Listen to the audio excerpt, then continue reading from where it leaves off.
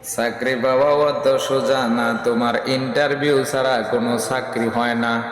এক ব্যক্তি ইন্টারভিউর মধ্যে গেছে, চাকরির ইন্টারভিউ। তো বসে জিগাইতাছে, বসা কইতাছে, ও বেড়া তোমার নাম কি? কয় কেরামত আলী। বাবার নাম? কয় আহম্মদ আলী।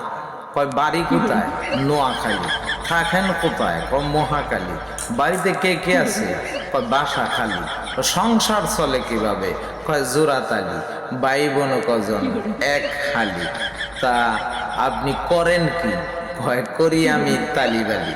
এবার বসে কইতাছে, আয় মিয়া, চাকরি হলে আপনার বস হব আমি, কিন্তু আপনি তো ঢুকে একটা কাজ করেছেন যেটা হচ্ছে আমি মেনে নিতে পারছি না। কয় কোন কাজটা স্যার একটু খুইল্লা কোন?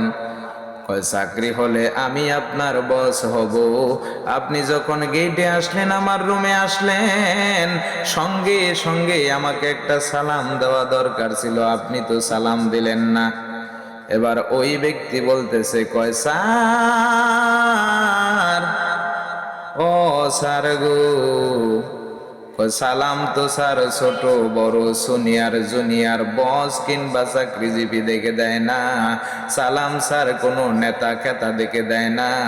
সালামের অর্থ হলো আপনার উপর শান্তি বর্ষিত হোক, যদি সে শান্তি চায়।